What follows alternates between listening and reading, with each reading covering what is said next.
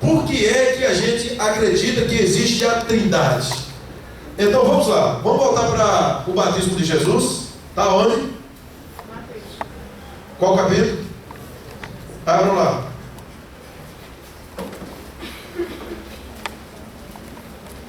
Vamos para o batismo de Jesus. Eu falei que quem é que explica a Bíblia do Velho Testamento? O Novo Testamento. Mateus 3.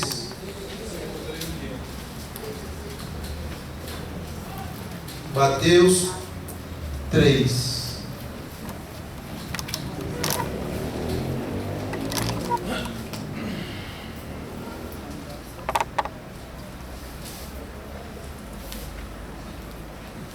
Vamos ler o versículo 13. Então Jesus veio da Galileia. Todos abriram aí, não? Anota aí, viu, irmãos? Veio da Galileia ao Jordão para ser batizado por João. João, porém, tentou impedi-lo, dizendo: eu preciso ser batizado por ti, e tu vens a mim? Respondeu Jesus: deixe assim por enquanto. Convém que assim façamos, para cumprir toda a justiça. Então João concordou. 16. Assim que Jesus foi batizado, saiu da água. Naquele momento, o céu se abriu, e ele viu o quê? Descendo como? E pousando. Então uma voz dos céus disse o quê? Quantas figuras aparecem aqui? 3. Está claro aí, não? Sublinha aí, risca aí, adota e tal. Então está dizendo o seguinte: Jesus entra na água, João batiza. Jesus agora vai saindo da água. Quando ele sai, então a Bíblia diz que o Espírito Santo vem como uma forma de pomba, né? Porque ele é o que ele conseguiu enxergar. É como se alguma coisa que tivesse umas asas e tal. Não era uma pomba, parecia. E ele, pousa na cabeça de Jesus. Aí a Bíblia diz que o céu se abre. Tem outra versão que diz que o céu se abre e uma voz aparece. Ouve-se, não aparece, ouve-se uma voz. E essa voz diz lá de cima: este é o meu filho amado, que eu tenho prazer a ele ouvir. Irmãos, vejam aí 3 figuras. 3 figuras. Isso é fundamental que você entenda isso. Uma pessoa da água, uma figura, uma pessoa. Lembre-se que pessoa você pode atribuir no caso desse, que ele é pessoa. Pousando a cabeça, é uma figura, pessoa falando. 3 pessoas. Ok. Então, vamos lá. A Bíblia diz que Jesus é Deus. Ele várias vezes ele diz isso, que ele é Deus. Então, olha o Salmo 45 aí no ponto 2, diz: o teu trono, ó Deus, é eterno, e o cetro do teu reino é um cetro de equidade. Deus, o teu Deus, te ungiu com óleo de alegria mais do que a teus companheiros. O Salmo 110, verso 1 diz assim: disse o Senhor ao meu Senhor: assenta-te à minha direita, até que eu ponha os teus inimigos por cabelo dos teus pés. Davi estava dizendo assim, quem escreve isso é Davi profeticamente: disse o Senhor ao meu Senhor. Quem era o Senhor de Davi? Para ele citar 2 senhores, sendo ele Senhor, porque Davi era Senhor, ele era rei. E ele cita 2 senhores. Diz o Senhor, meu Senhor: assenta-te à minha direita. Lembra que Davi também profetizou. Então ele disse o Senhor, meu Senhor. E esse Senhor, quando Davi citava aqui, ele estava falando do Pai. E o outro Senhor, ele está falando do Messias, que era aquele que havia uma promessa lá em Gênesis, que esmagaria a cabeça da serpente. Então ele está falando de 2 senhores. E ele disse que ele sentaria à sua direita. Assenta-te à minha direita. Então Davi, ele tinha uma percepção que Deus era plural. Ele já sabia disso. Davi entendia que Deus não configurava-se numa figura só. Ele era plural.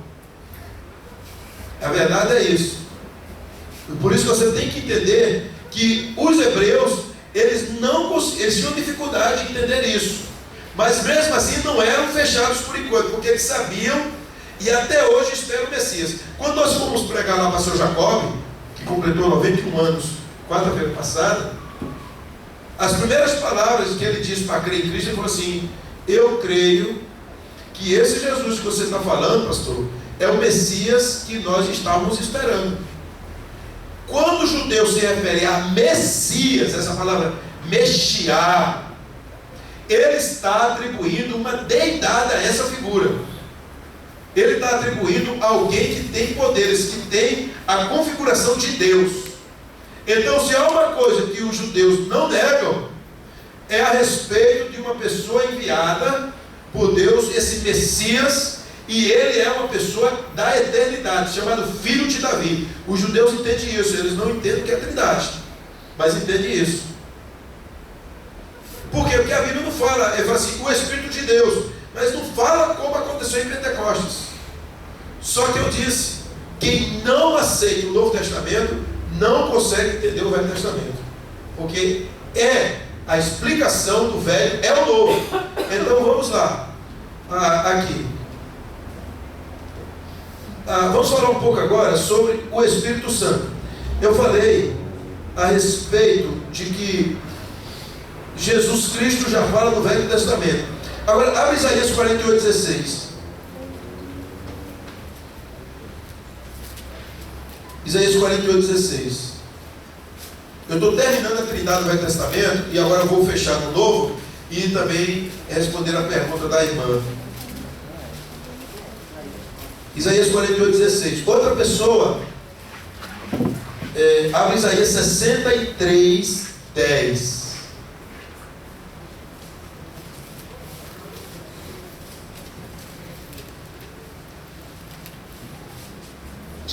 Quando eu falei em Salmo 40, se você...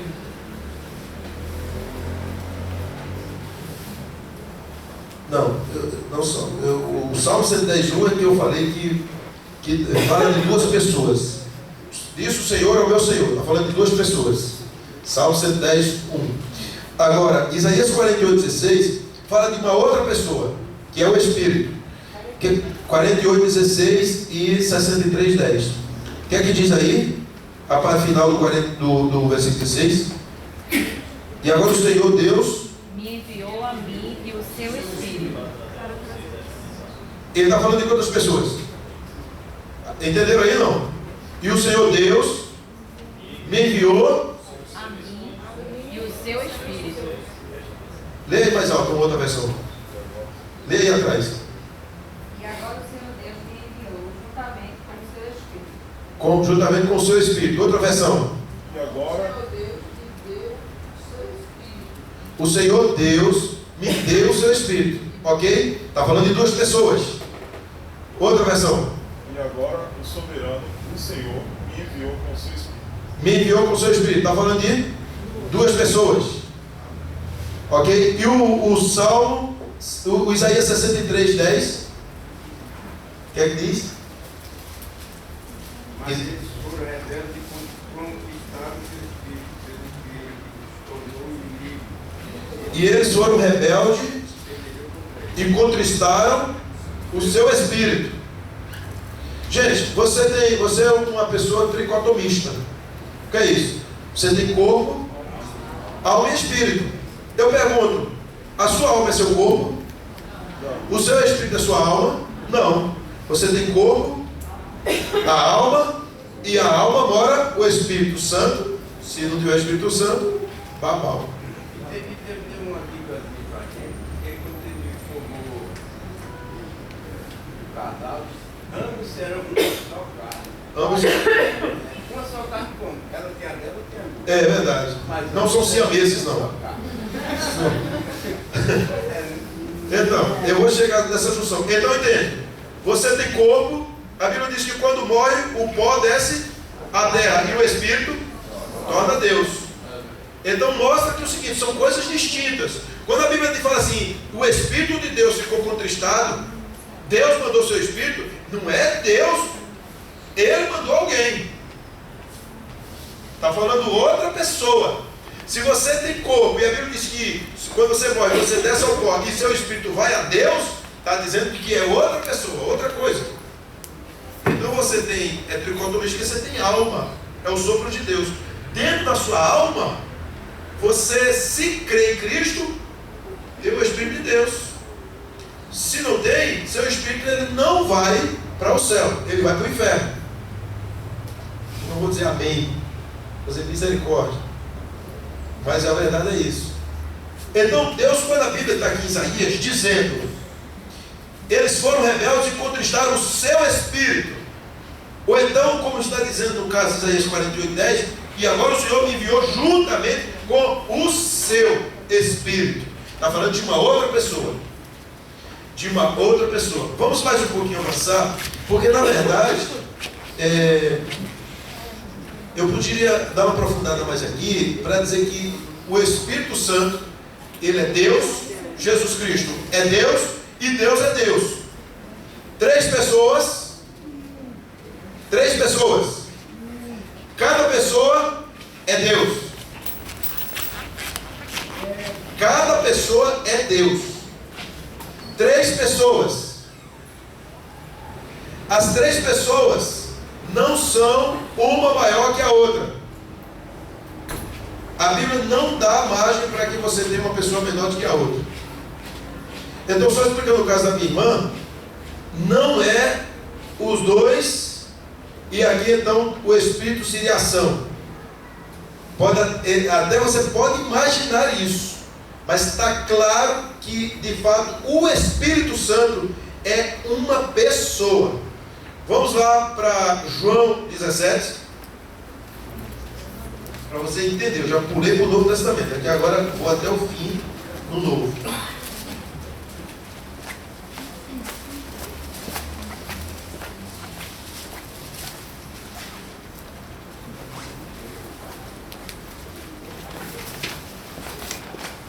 Olha o que diz aí. Gente, aqui você vai ter as três pessoas de novo agindo. Você vai entender a Trindade agora. Chegou o momento. Suas dúvidas se acabaram. Aleluia. Pai, chegou a hora. Glorifica o teu filho. Cada vez que eu vou falando, já posso ir explicando. O filho pede: pai, glorifica o teu filho.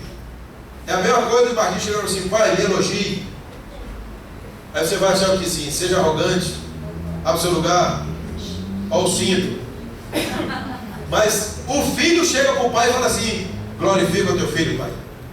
Entenda, Jesus não está pedindo, ele está usando um imperativo. Como é que o filho fala assim com o pai? É interessante isso aqui. Você já se ligou nisso? Ele usa o imperativo. Ele não está pedindo: pai, se possível, glorifica teu filho. Vamos lá. Para que o teu filho te glorifique. Olha a condicional. Quer que eu glorifique o Senhor? Glorifica a mim. Olha a condicional. Glorifica o teu filho para que eu te glorifique. Pois lhe deste autoridade sobre toda a humanidade, para que conceda a vida eterna a todos os que lhe deste. Esta é a vida eterna, que te conheçam, o único Deus verdadeiro, único, e a Jesus Cristo, a quem enviaste. Eu te glorifiquei na terra, completando a obra que me deste para fazer. E agora, Pai, glorifica-me junto a ti, com a glória, o quê? Leia aí, irmão. Que eu tinha contigo. O que é essa fundação do mundo? Eternidade. Eternidade. Pastor, para aí. Mas a gente vê Jesus indo para o monte orar, dizendo: pai, se possível, passa de mim este cálice. Pai, os apóstolos: Senhor, quando tu voltas? Ninguém sabe, só o Pai, nem eu sei. Ô, gente, não é menor? Parece que é menor, sim ou não? Parece, só parece. Você tem que de novo voltar naquela Bíblia onde Jesus se esvazia dele. Onde é que está? Filipenses 2, abre aí. Mostra aí que Jesus é igual ao Pai. Se você não entender o contexto do tempo, você vai cair na esparrela, como eu já ouvi alguns crentes. Jesus era menor do que Deus. Olha aqui. É 2, né? Fala aí quando Jesus começar a falar da... Quem achou? Achou aí, pastor Jesus? Tá doido? Quem achou? Isso. E não, sendo Deus, não teve... Vamos lá, dê uma linguagem bem bonitinha aí, de preferência da NVI. Vamos lá. Ninguém achou? Tendo Vocês em estão vós o precisando, mesmo tá faltando aí. sentimento que houve também em Cristo Jesus. Aqui do 5. Lê aí, bem alto.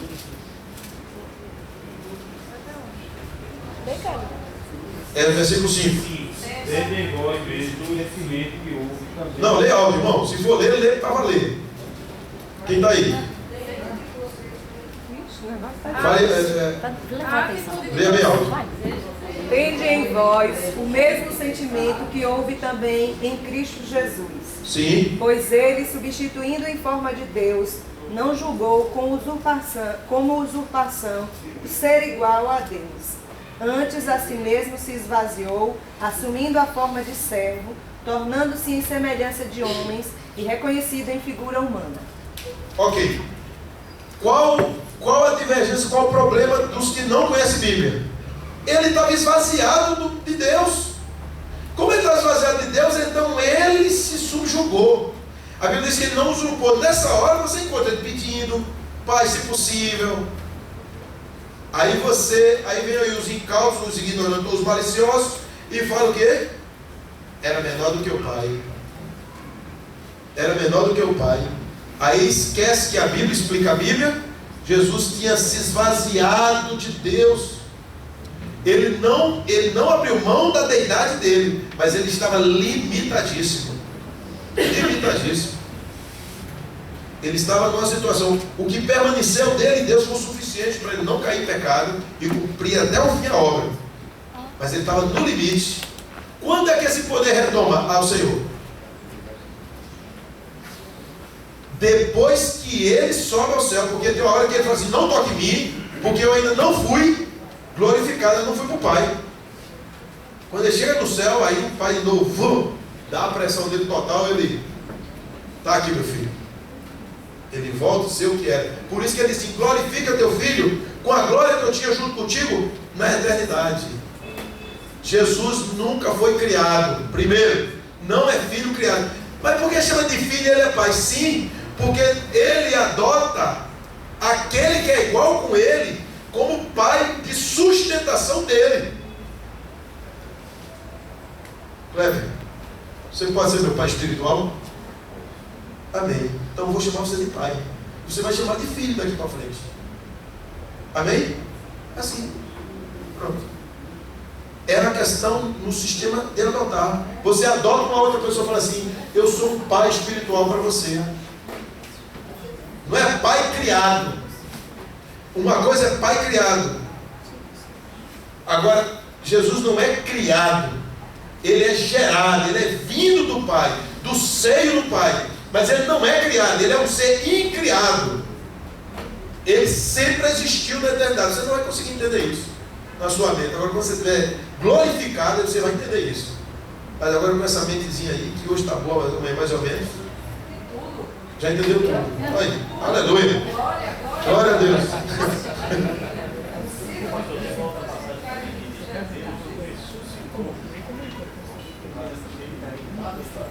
Ele precisava. Jesus morreu, precisou da ação do Espírito Santo, precisou da atitude do Pai. Senão ele não ressuscitava.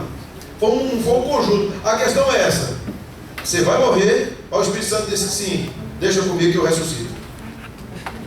Isso aí é obra minha. Então vamos continuar aqui, porque eu sei que vocês estão tudo fera agora. Ninguém botará mais vocês no bolso. Glória a Deus. Então vamos lá. A Trindade. Mateus 28, 19. Então todas as vezes que alguém falar assim: Jesus era menor do que Deus, leia Filipenses 2,5. Ele estava esvaziado. Não venha me ensinar a contar carochinha não, que eu não vou cair na sua. 28, 19. Portanto, ide ensinar todas as nações, batizando em Pai, Filho. Quantas pessoas? Por isso, minha irmã, quando não dá nada, não podia ser 2 pessoas e mais o Espírito. Senão só seria em nome do Pai e do Filho para batizar. Mas Mateus 28 diz assim: batizando em nome do Pai. Assustei. Se fosse os 2, ia ser em nome do Pai e do Filho, porque o Espírito Santo já agiria. Mas ele faz questão, Jesus faz questão de dar nome a uma pessoa e igualar. É para batizar? Tem que ser no nome de nós 3, meu amigo. Por isso, eu sei que tem gente... eu encontrei ele na Yas batizando em nome de Jesus. Não vai fazer diferença nenhuma, meu amigo. Não vai fazer diferença nenhuma. Eu batizo em nome do Pai, do Filho e do Espírito Santo. Sabe por que não faz diferença nenhuma? Porque se você crê em Cristo, arrependendo-se, o Espírito Santo vai morar em você. Ainda que você não saiba nem o nome dele. E se você se batizar em nome de Jesus, fique certo, Jesus vai dizer assim: Pai, ele é um ignorante, não sabe falar Pai e Filho, mas eu já perdoei ele, está no céu. Amém. Amém? E a necessidade de se esvaziar é porque Cristo, ele era necessário que ele fizesse isso. Ele não conseguiria, como Deus, para dar esse acesso. se ele não se esvazia, não caberia dentro do útero de Maria, gente. E esse acesso, né? Colher, sabe quem colher? Ele vencer na carne. Ele vencer o inimigo na carne mesmo. Porque ele nos ensinou e a gente também consegue. Verdade. Exatamente. Então vamos avançar um pouquinho, porque eu quero cumprir o tempo. Eu estou falando da Trindade. E aquela resposta aqui é bolcheira, viu, meu menino? Eu estou olhando aqui. Hã? Parece que vai ter ensaio, né? Fiquei sabendo que vai ter. Tá chegando. Então, Deus é 3 pessoas. Gente, Deus são 3 pessoas. 3 pessoas. Forma Deus. Qual a diferença do panteão mitológico da Grécia? Lá tem Zeus, que é o cabeça. Tem... Vamos dando nome aí, os bichos aí. Hércules. O que mais? Eros. Ísis. Aí eu peguei um livro sobre a mitologia grega e comecei a ler, estudar. Afrodite, comecei a ler tudo, né? Osíris e tal. Aí fui lendo eles. É uma confusão, sabe por quê? Porque é uma mistura, primeiro em termos de relações entre eles. Segundo, é que eles são ciumentos, eles brigam entre si, eles não falam a mesma língua, então são chamados de panteão dos deuses. Entender? Tudo mitologia. E mitologia é uma coisa do imaginário humano, apenas. A mitologia ela trabalhou muito forte, mas na frente as pessoas foram botando o pé no chão e terminou nascendo a filosofia, e a filosofia deu base às ciências. Então nós precisamos entender que é diferente, deuses de Deus. Qual o problema? Que quando Deus aparece lá, Abraão, ele aparece no meio de um tempo que não tinha ainda mitologia dessa forma, mas já existiam os deuses pagãos. Aí Deus aparece para se encontrar e fala assim: não faça imagem de mim, não faça nada. As pessoas precisam começar a acreditar, mas eu falo. Então ele apareceu a Abraão, disse: Abraão, pois não, Senhor. Aí ele conversa, ou seja, para Deus não precisa fazer uma imagem para eu vê-lo ou acreditar, ele falará comigo. Você não tem visto o Espírito Santo, mas eu acredito que você tem falado com ele. Você não tem visto Jesus Cristo, não tem nenhuma fotografia na parede, mas eu creio que você está falando com ele. E você acredita.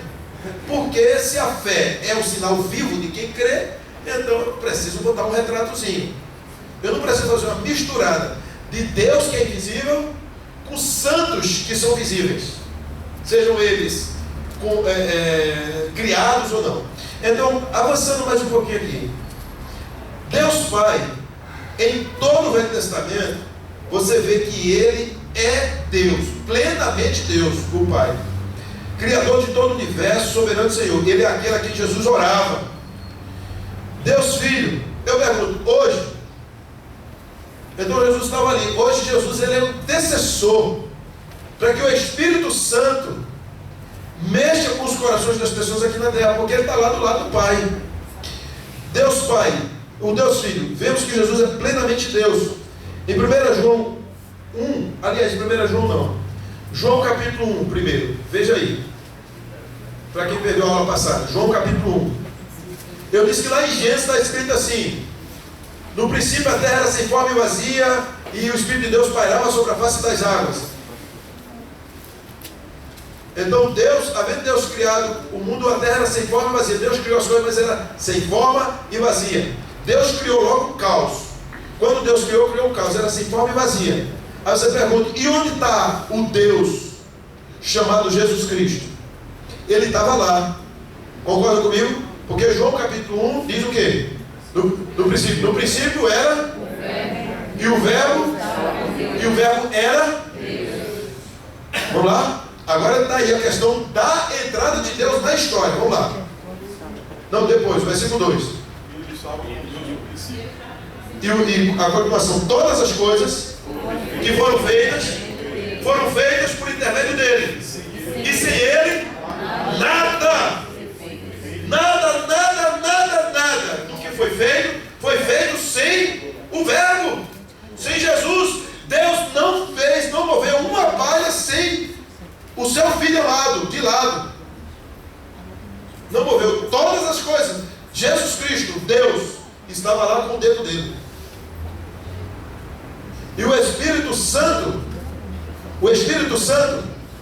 que estava sobre a face das águas parado, dizendo, estou aqui pronto, é só agora pensar porque eu já entro em ação. Diz isso lá no início de Gênesis. E o Espírito Santo entra em ação. Então, continuando aqui, Deus Pai, ele é plenamente Deus. Deus Filho, João capítulo 1, versículo de 1 a 4. João, já lemos.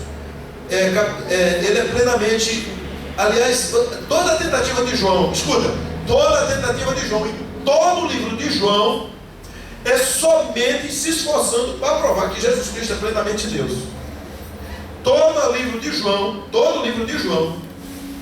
é um esforço de João para provar, e ele diz que Jesus é plenamente Deus, sem nenhum i a menos, nenhum a mais, nenhum tio, nenhum sopro, plenamente Deus. Se ele é plenamente Deus, e o Pai é plenamente Deus, e o Espírito Santo é plenamente Deus, eu tenho uma trindade plena. E porque são plenos e vivem numa comunhão tremenda, sem sombra de variedade, eu formo das três pessoas uma pessoa. Amém? Amém? Amém. Numa pessoa, dos três eu formo uma pessoa. Por quê? Porque os três agem concomitantemente, exatamente iguais. Nunca na Trindade Santa, que não há nenhum pecado, nenhuma pessoa está 0,000 nada em desacordo com a outra pessoa. Eles são tão concordemente, os três, trabalhando numa comunhão tão profunda, tão singular, que não há como eu chamar de três pessoas, de três deuses, aliás. Três pessoas sim. Terminam, formam uma pessoa só. São três pessoas: Pai, Filho, Espírito Santo. Então, os três são onipresentes, onipotentes, oniscientes e onividentes. O que é isso? Onipresente é o quê? Onipotente, pode tudo. Onisciente e onividente. A Bíblia diz que Jesus viu o coração dos homens. Os homens iam falar, diz que ele sabia do pensamento dos homens. E o Espírito Santo já sabe. Quando Ananias e Safira vendo a propriedade e foi uma combinação lá de não dar o dízimo e a oferta da Igreja Batista Aldeia, o que aconteceu? Morte. Morreu. Morte. Mentiram. Tu mentistes ao Espírito Santo. Morra. Veja só. Tu não mentiste a homens, mas ao Espírito Santo. Então, degola. Hã? Mentiste a Deus. Exatamente. Exatamente. No versículo diz assim: no mentiste a Deus. Atos capítulo 5, versículo 3. Pode aí, varão. Diz assim: então indagou e veio, Ananias, por que permitiste que Satanás enchesse o teu coração, induzindo-te a mentir ao Espírito Santo, para que ficasse com parte do valor do terreno? Mantendo o motivo, porventura, quando juraria teu, e bendito não estaria todo o dinheiro em teu poder, como pudeste permitir que tais ideias combinassem com a tua vontade? Alguns, ao ouvir esta demonstração, eles caíram, É isso mesmo. Mentiste ao Espírito Santo. Tem um outro que diz: mentiste a Deus. Versículo 3 e 4 só, né? Ananias, por que se encheu Satanás teu coração? Para que mentiste ao Espírito Santo. É verdade? Aí ele diz no final aí: não mentiste aos homens, mas a Deus. Pedro afirma claramente que mentir ao Espírito Santo é o mesmo que mentir para Deus. Então, a Trindade, eles trabalham em um só propósito, em uma só concordância, em uma só essência e também na mesma natureza. A Trindade trabalha com o mesmo propósito, com a mesma concordância, com a mesma essência, com a mesma natureza. Por isso que você não tem três deuses. Não é um panteão mitológico grego. Aqui cada Deus, ele se junta ao outro e forma uma só pessoa na tripessoalidade. Unitarismo, tripessoalidade. Então você adora ao Senhor Deus. Por isso que você faz a oração ao Pai, em nome de Jesus.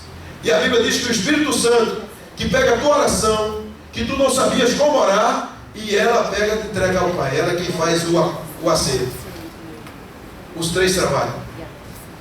Agora eu vou responder a pergunta crucial, da pergunta passada da irmã Miriam, sobre a questão de quando a Bíblia diz, acha aí, varão, sobre a questão de que Jesus diz lá para os fariseus: mentir para o Pai é blasfemar contra o Pai tem perdão, contra o Filho tem perdão, mas contra o Espírito Santo não tem perdão. Chegou a hora da interpretação da semana. Essa é a crucial.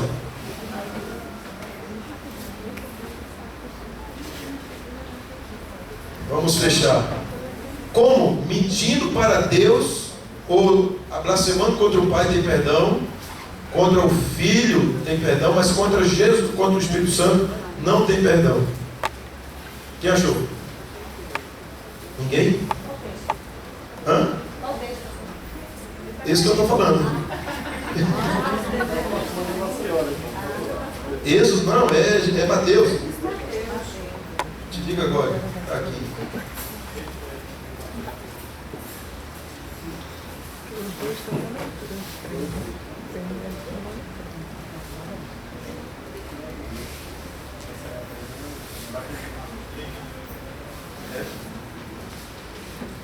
Ok.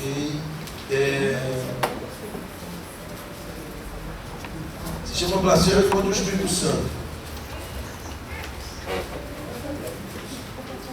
Vamos lá.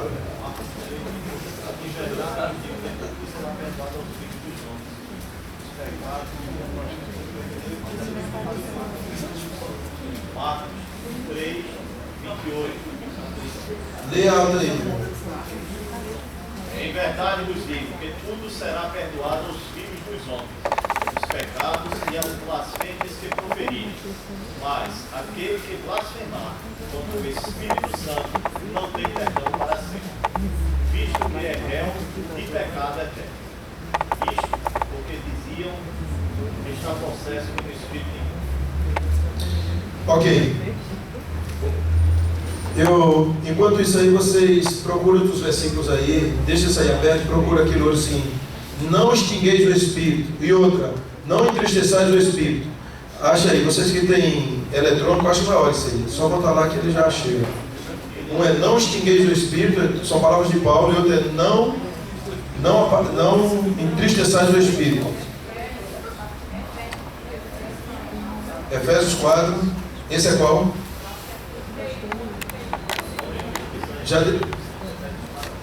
Efésios 4:30, então deixa aí. E o outro é não extingais o Espírito, ou não apagueis o Espírito. Alguém achou? Mas eu quero ler esses versículos aí, tá? Que vocês estão falando aí. Um Efésios 4:30, né? Abre aí, Efésios 4:30. Quem abriu? O outro é 1 Tessalonicenses 5. Quer que diz aí? 1 Tessalonicenses 5:19. Vamos lá? Vamos ler esses três textos aí. Lucas, que já foi lido. Efésios 4:30. 1 Tessalonicenses 5:19. Lê aí. Quem tem? 1 Tessalonicenses não apagueis o fulgor do Espírito. O outro. Não extingais o Espírito. Não entristeçais o Espírito. O seu é Efésios, né? E o dele foi 1 Tessalonicenses, não é isso? Agora Marcos, quanto? Marcos 3, 28 a 30. Quem blasfemar contra o Pai tem perdão, contra o Filho tem perdão, mas contra o Espírito Santo não tem perdão. Ok. A explicação desse texto. Quem é o elemento, quando você crê em Cristo, que passa a fazer morada dentro de você? O Espírito Santo. Paulo diz em Romanos que quem não tem o Espírito dele, esse tal não é dele. Então você pode crer em Deus, você pode fazer milagres no nome de Deus, em nome de Jesus, mas mesmo assim você ainda pode não ter a vida eterna. Está escrito isso, não é verdade? A Bíblia diz que muitos virão daquele dia e dirão assim: Pai, em teu nome expulsei demônios, coloquei as mãos sobre os enfermos e ficaram curados, e muitas coisas aconteceram. O que é que eles ouvirão de Deus? Apartados, não vos conheço, sai daqui, malditos, vão para o inferno. Mateus 24 diz isso. Em outras palavras, falar de Deus bem não dá garantia de salvação. Falar de Deus mal, piorou. Falar de Jesus Cristo bem não dá garantia do Espírito Santo, de salvação. Falar mal, piorou. Mas a questão toda é ter Deus no coração, ou nas palavras, ou nas atitudes, até sendo um bom exemplo. Não tendo o Espírito Santo, nada. Sendo uma pessoa exemplar na vida, exemplar, daquele que você olha assim: rapaz, tem tudo para ser um crente, só falta se converter, só falta aceitar Jesus. Aí você fala para ele: rapaz, você é uma pessoa tão boa, só falta aceitar Jesus. O que é que a pessoa vai dizer? Poxa, eu sou melhor do que muitos crentes. Assim, eu já sou eu mesmo. Quem é que garante que sua vida vai estar no céu? Sim, mas o que é que garante?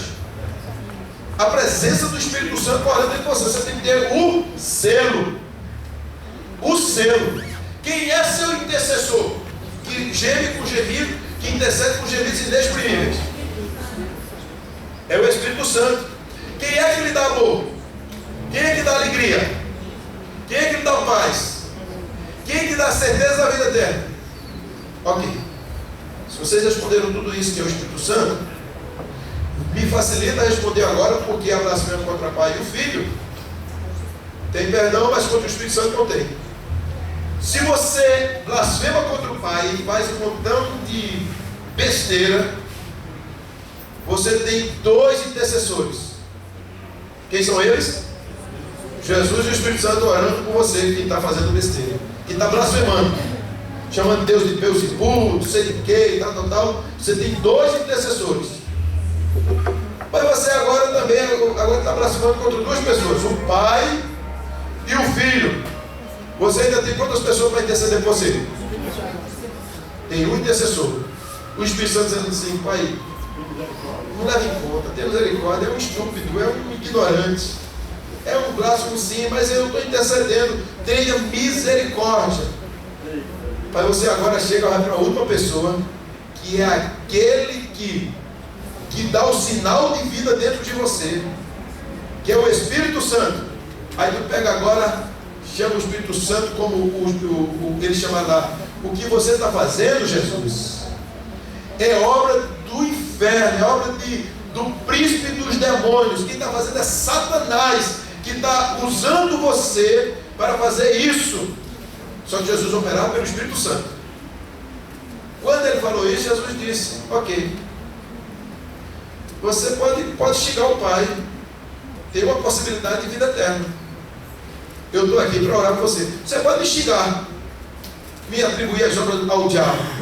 Você ainda tem uma salvação, que é o Espírito Santo. Acontece que você agora xingou o Espírito Santo e ele se entristece, ele é sensível, ele fica calado. Que a Bíblia diz, eu mandei ler 2 versículos aí, de Efésios 4:30 e 1 Tessalonicenses: não extingueis o Espírito e não entristeçais, não apagueis.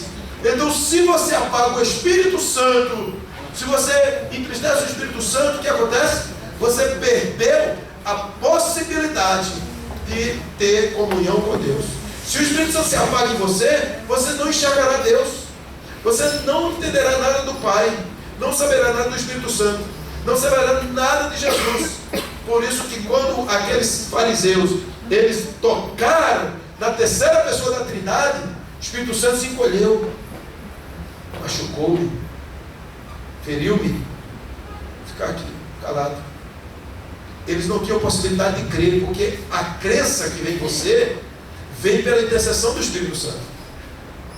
A crença que vem no meu coração é pela questão do Espírito Santo. Então, quando essa terceira pessoa ela é encolhida, ela é renegada, ela é colocada de lado, você não tem condições de enxergar, porque você só enxerga Deus pela fé. Você só consegue andar com Jesus Cristo pela fé, mas é o Espírito Santo que liberta você. Se o Espírito Santo está calado, você não enxerga mais nada. Por isso que a blasfêmia contra o Espírito Santo não tem perdão. Mas por que não tem perdão? Porque essa pessoa está caminhando para o inferno. Não tem mais ninguém que interceda por ela. Não tem uma quarta pessoa que interceda. Você está orando, mas o Espírito Santo está calado. Essa pessoa vai parar no inferno. Entendeu, irmã Miriam? Não?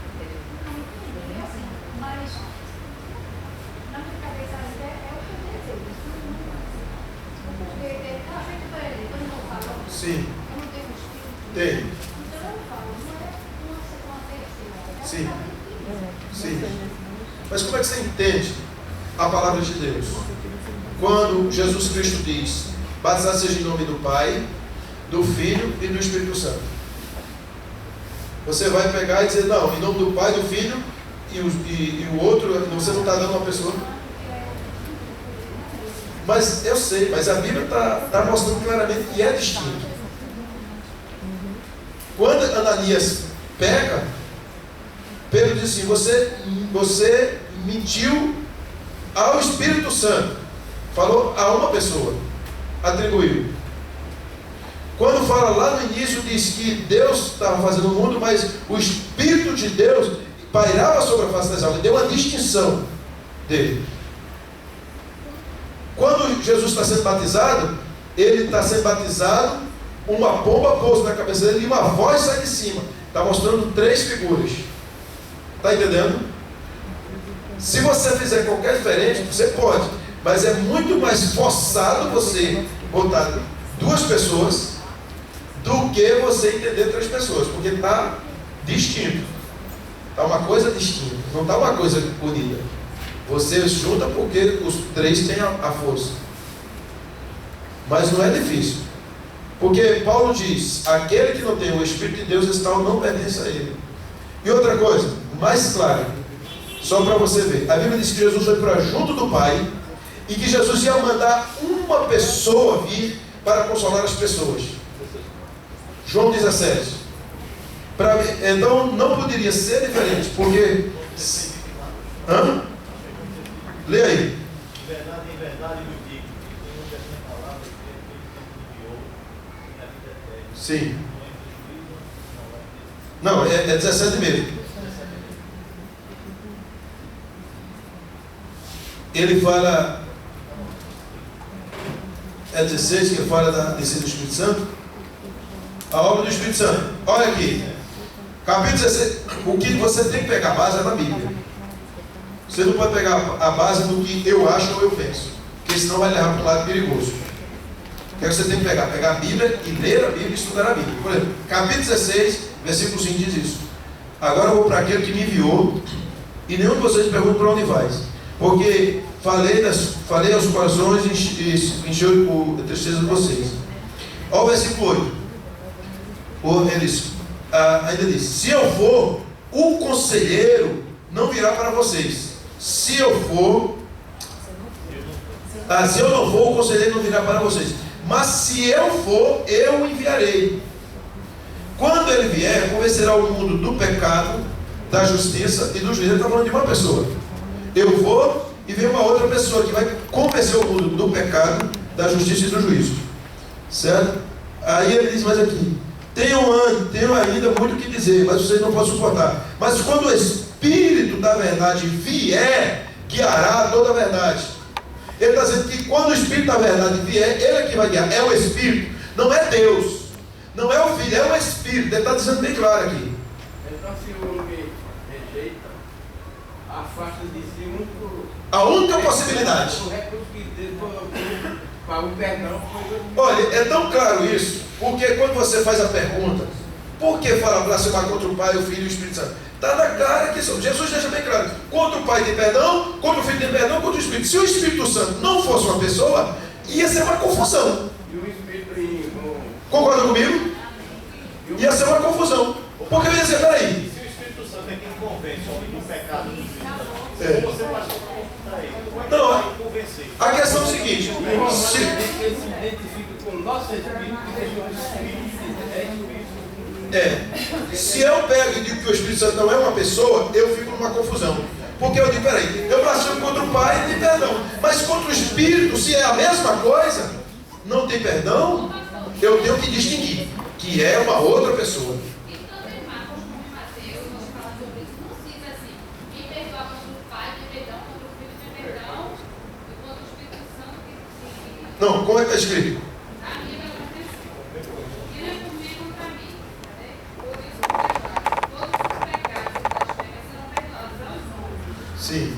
Mas a blasfêmia contra o Espírito Santo não será perdoada. Sim, mas tem um texto mais completo que esse. Também diz todas as blasfêmias. Ele fala lá: quem blasfema. Não, mas eu quero dizer, quando esse texto está dizendo, talvez, todas as blasfêmias, nesse todas está dizendo que a própria blasfêmia contra o Pai e contra o Filho, que são todas... Não, mas tem uma versão, é porque ela não está lá, mas ele lá diz: quem pecar contra o Pai. Não, é porque aí eu teria que entrar na questão do campo da blasfêmia, que é o outro campo. Mas eu só estou dizendo que é o seguinte: como o pastor Elias falou, a última figura de sustentação da história do cristão e da humanidade que está aqui na base é o Espírito Santo.